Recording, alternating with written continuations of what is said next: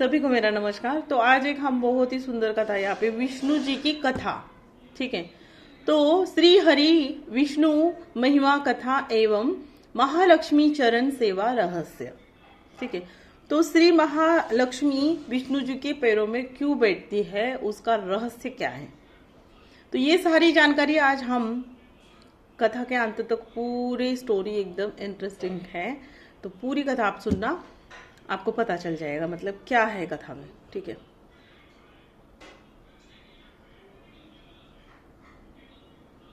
तो कुछ है ना, मंगलाचरण, कुछ स्तोत्र है, सबसे पहले हम उसको पढ़ेंगे, ठीक है। ओम नमो भगवते वासुदेवाय शांताकारं भुजगनयनं पद्मनाभं सुरेशं विश्वधारं गगनसदृशं मेघवर्णं शुभांगम, है ना। हे भक्तों, आज हम सुनेंगे श्री हरि विष्णु की महिमा, उनकी करुणा, उनकी लीला और वह दिव्य रहस्य कि माता महालक्ष्मी उनके चरणों में ही क्यों विराजमान रहती है, ठीक है। तो सृष्टि की उत्पत्ति और विष्णु का स्वरूप, ठीक है। जब कुछ भी नहीं था, न आकाश, न पृथ्वी, न देवता, न मानव, तब केवल अनंत जल था। उस क्षीर सागर में शेषनाग पर शयन करते हुए भगवान विष्णु विराजमान थे। उनकी नाभि से एक कमल प्रकट हुआ और उस कमल से ब्रह्मा जी का जन्म हुआ। ब्रह्मा जी ने सृष्टि की रचना की, इसलिए भगवान विष्णु जो कि पालन करता है ना, और भगवान विष्णु उनको पालन करता है ना कहा जाता है। वे सृष्टि का संचालन करते हैं, जीवों की रक्षा करते हैं और धर्म की स्थापना करते हैं। विष्णु के अवतार, ठीक है। तो विष्णु के कितने अवतार है और क्या क्या है, सारे हम आज इस कथा में बताएंगे, ठीक है। विष्णु के अवतार और धर्म की रक्षा। जब जब पृथ्वी पर अधर्म बढ़ा, तब तब भगवान ने अवतार लिया। मत्स्य अवतार वेदों की रक्षा के लिए, कूर्म अवतार समुद्र मंथन में सहायता हेतु, वराह अवतार पृथ्वी को बचाने के लिए, नरसिंह अवतार भक्त प्रहलाद की रक्षा हेतु, वामन अवतार राजा बलि का अहंकार तोड़ने के लिए, है ना। राम और कृष्ण अवतार धर्म की स्थापना के लिए। इन सभी अवतारों में एक बात समान थी, भक्त की रक्षा और धर्म की विजय, है ना। इसलिए कोई भी भक्ति करता है, कम से कम उसको आप कुछ नहीं करते हैं, लेकिन कोई भगवान की भक्ति करता है, उसको नाम भी मत रखो, ठीक है। क्योंकि जब भी आप उस भक्त को नाम रखते हैं तो आपका सीधा सामना उस भगवान से ही होता है, क्योंकि उस भक्त की रक्षा खुद भगवान करते हैं। इसलिए किसी को भी कुछ भी बोलना है सोच समझ के, ठीक है। तो समुद्र मंथन और महालक्ष्मी का प्राकट्य। एक बार देवताओं और असुरों के बीच अमृत प्राप्त करने के लिए समुद्र मंथन हुआ। मंदराचल पर्वत मथनी बना और वासुकी नाग रस्सी। ये सारी स्टोरीज में वगैरह आपने देखा होगा, लेकिन किसी किसी को है ना कथाएं सुनना बहुत पसंद है, जो रियल मतलब बताई गई हुई है, ठीक है। तो मंथन से कई दिव्य रत्न निकले, कामधेनु, ऐरावत, चंद्रमा, पारिजात, और अंत में प्रकट हुई दिव्य तेज से युक्त माता महालक्ष्मी, है ना। तो उनके हाथों में कमल, नेत्रों के में करुणा और मुख पर मधुर मुस्कान थी। सभी देवता और असुर उन्हें अपने साथ लेना चाहते थे, परंतु श्री महालक्ष्मी ने केवल भगवान विष्णु को ही पति रूप में चुना, क्योंकि विष्णु ही संतुलन और धैर्य और धर्म के प्रतीक है। धन नहीं, धन वही स्थिर रहता है जहां धर्म और मर्यादा होती है, ठीक है। महालक्ष्मी भगवान विष्णु के चरणों में क्यों बैठती है, यह प्रश्न बहुत गहरा है। चरण सेवा का अर्थ, हिंदू धर्म में चरण केवल शरीर का अंग नहीं है, वे आधार है। जिस प्रकार वृक्ष की जड़ें उसे स्थिर रखती है, उसी प्रकार चरण जीवन का आधार है। लक्ष्मी जी विष्णु के चरणों में बैठकर यह दर्शाती है कि धन और ऐश्वर्य को धर्म के अधीन रहना चाहिए, है ना। विनम्रता का संदेश। महालक्ष्मी स्वयं धन की देवी है, फिर भी वे चरणों में क्यों बैठती है ना। यह सिखाने के लिए कि चाहे कितना भी वैभव क्यों ना हो, अहंकार नहीं होना चाहिए। तो ये सारी सब जो है ना चीजें कथाओं में, वो हमने भी अपने आप में रखनी है, ठीक है। हमारे पास चाहे कितना भी सब कुछ हो, अहंकार नहीं करना है। क्योंकि क्या है पता है, राजा का रंक, ये वाक्य है ना, बन जाता है। तो अब कौन क्या बने कोई पता नहीं होता है ना। तो सेवा और प्रेम, वह केवल सेवा नहीं बल्कि प्रेम का प्रतीक है। जब कोई आत्मापूर्ण समर्पण करती है तब वह ईश्वर के चरणों में स्थान पाती है।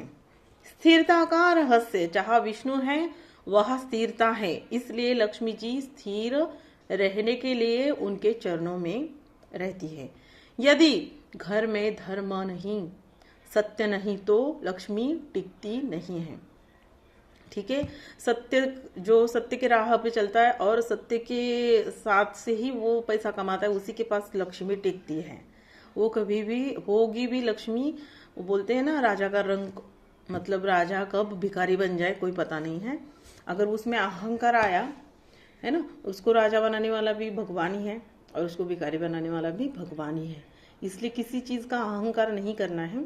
अगर हमारे पास भगवान ने बहुत सारी चीजें दी है, दान स्वरूप करना है, ठीक है। दान पुण्य करने से आपके जीवन के सारे दुख और अहंकार भी खत्म होता है। क्योंकि दान करेंगे आप एक गरीब को, उसकी अवस्था देखेंगे और आपको उसके ऊपर दया आएगी और आपको आपकी पिछले जो जिस टाइम आपके पास कुछ भी नहीं था वो सारी चीजें याद आएगी, है ना।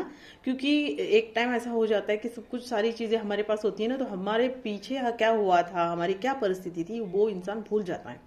इसलिए दान पुण्य, जो गरीब होते हैं ना, जो गरीब लोग होते हैं या जो भी है आपसे थोड़े से मतलब जिनके पास मतलब खाने के लिए कुछ नहीं है, कपड़ा नहीं है, इन लोगों को आपके पास ज्यादा पैसा है, आप दान पुण्य करेंगे तो आपको आपके बुरे दिन भी याद आएंगे और आपके आंखों से आंसू आएंगे, ठीक है। इसलिए किसी गरीब का मजाक नहीं उड़ाना है, ठीक है। तो एक भक्त की कथा, ठीक है, एक बहुत ही सुंदर कथा हम इसमें अटैच कर रहे हैं और बताएंगे। चलो देखते क्या है। एक नगर में एक निर्धन ब्राह्मण रहता था। वह प्रतिदिन विष्णु का पाठ जाप करता रहता था, है ना। सहस्र नाम का पाठ करता और कहता, हे प्रभु, मुझे धन नहीं चाहिए, बस आपके चरणों में भक्ति चाहिए। एक दिन माता लक्ष्मी ने भगवान से कहा, प्रभु, यह भक्त निर्धन है, मैं इसे धन क्यों न दूं? भगवान मुस्कुराए और बोले, यदि यह धन पाकर मुझे भूल गया तो? लक्ष्मी जी ने परीक्षा ली। वे एक सुंदर स्त्री बनकर ब्राह्मण के घर पहुंची और कहा, मैं तुम्हें अपार धन दे सकती हूँ। ब्राह्मण बोला, यदि धन से मेरी भक्ति कम हो जाए तो मुझे वह धन नहीं चाहिए, है ना। भक्ति मैन है। लोग क्या करते हैं, इतना अहंकार में डूबे जाते हैं, मेरे पास ये है वो है, सारी चीजें हैं, लेकिन अपनी भक्ति, जो अपने भगवान के ऊपर विश्वास रखना बहुत जरूरी है, ठीक है। उनको मत भूलो, क्योंकि उन्होंने दिया और वो देना भी जानते हैं और छीनना भी जानते हैं। यही है सब सच्चाई, ठीक है। यह सुनकर लक्ष्मी जी प्रसन्न हुई। उन्होंने प्रकट होकर आशीर्वाद दिया, जहाँ सच्ची भक्ति है वहां मैं स्वयं चली आती हूँ, है ना। इसलिए कहते हैं भक्ति, है ना, भक्ति पहले, लक्ष्मी बाद में। देखा विष्णु के चरणों का महत्व। जो मेहनत करता है, ठीक है, जो मेहनत करता है, अभी उसके पास तो भक्ति करने के लिए टाइम नहीं, लेकिन उसकी जो मेहनत और उसकी लगन है ना, उसी में भगवान का आशीर्वाद है। क्योंकि वो अपने काम से इतना मतलब ये है, ठीक है। झूठ का सहारा लेके आप कोई काम करोगे तो आपको कभी यश प्राप्ति नहीं होगी, उसमें आपका ही नुकसान होगा। बाद में फिर आप आसपास के लोगों को बोलोगे, आपके घर में जो लोग हैं उनको बोलोगे तुम्हारे वजह से हुआ, खुद गलती करोगे दूसरों को बोलोगे, ये तो गलत है। अपनी गलती खुद स्वीकारेंगे तभी आप इंसान कहलाने लायक है, मतलब एक समाज में जीने लायक है। जो इंसान गलती करता है और वो गलती नहीं मानता है तो उसका क्या महत्व है? कोई महत्व नहीं। गलती, या कम से कम भगवान के सामने तो आप अपनी गलती मानो कि हाँ मैंने गलत किया, भगवान मुझे माफ कर दो। कोई भी चीज़ हो, आपको लगा कि मन में थोड़ा सा तो लगेगा कि ये चीज़ मैंने गलत की है ना, अपने अंतर मन से पूछो।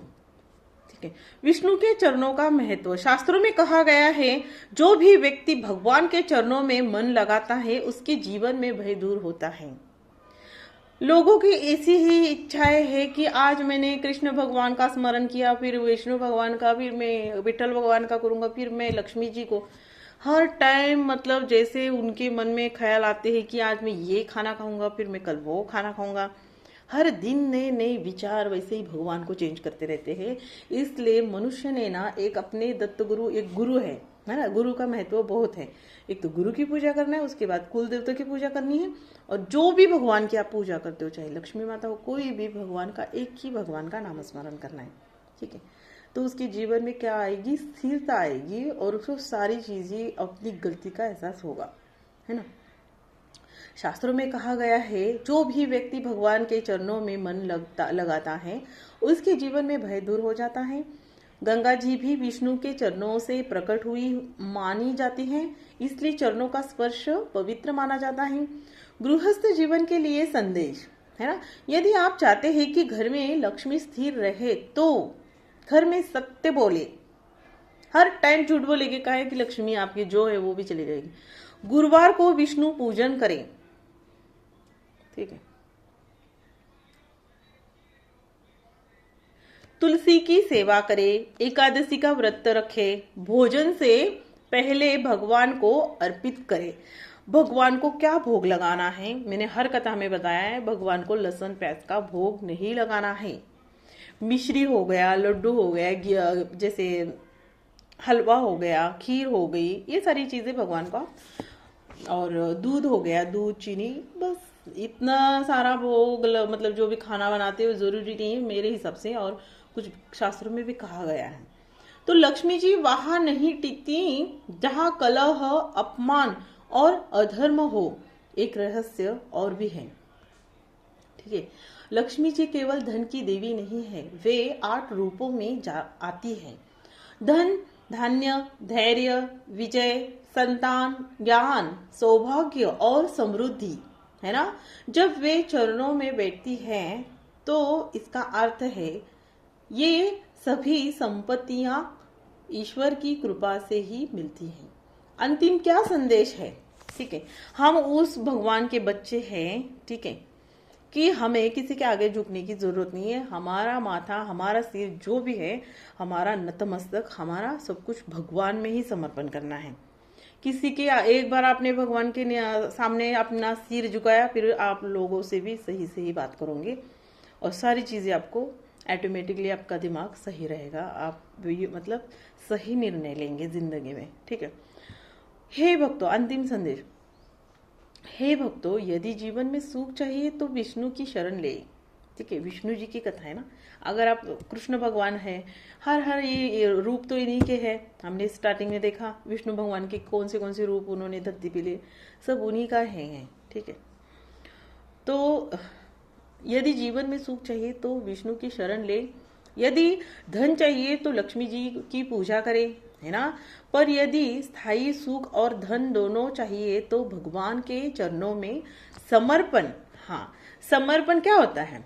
मतलब मुझे कुछ नहीं चाहिए, सिर्फ मुझे आपकी भक्ति चाहिए, इसको बोलते हैं समर्पण। ठीक है। जिस दिन ये चीज आप बोलोगे कि मुझे कुछ नहीं चाहिए, मुझे बस आपका ही नाम स्मरण चाहिए, मेरे नित्य नित्य, मेरे देह में, मेरे मन में, मेरे कन कन में, ठीक है, तो देखना फिर आपके साथ क्या क्या होगा। बहुत सारी अच्छी चीजें होगी आपके साथ, और कभी आपके जीवन में कोई भी गलत चीज नहीं होगी। ठीक है। समापन और प्रार्थना करते आज हम। चलो। हे श्री हरि, हे श्री हरि, हमारे जीवन में अहंकार दूर करे, हमारे घर में धर्म स्थापित करे, माता लक्ष्मी का स्थिर निवास करे, हमारे मन को आपके चरणों में स्थिर करे, है ना। ओम नमो भगवती वासुदेवाय नमः। श्री लक्ष्मी नारायण भगवान जी की जय हो। तो ये सुंदर कथा हमने अभी यहाँ पे बताई गई है। तो ये कथा कैसी लगी आपको, और आप जरूर बताइए कमेंट में।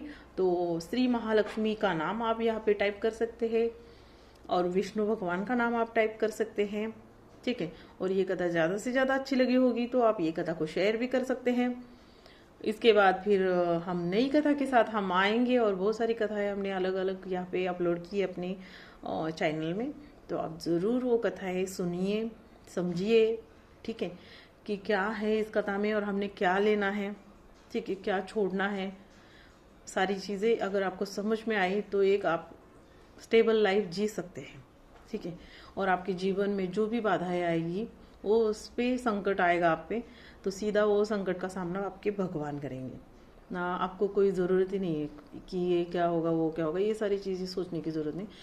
आपने बस भक्ति करती रहनी है। जो भी आप भगवान को प्रार्थना करते हैं, जो मांगते हैं, मांगना ही नहीं है मेरे हिसाब से, तो भक्ति ही चाहिए, मुझे स्मरण चाहिए, इसके अलावा कुछ नहीं मांगना है। क्या करना है, जितना है उतना में ही खुश रहना है।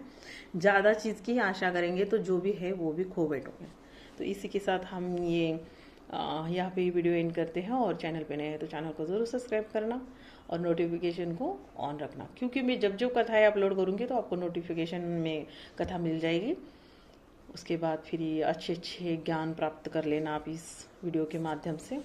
सारी चीज़ें, अच्छी कथाएं जो भी हैं आपके लाभदायक है। तो कथा अच्छी लगी हुई तो ज़रूर शेयर करना।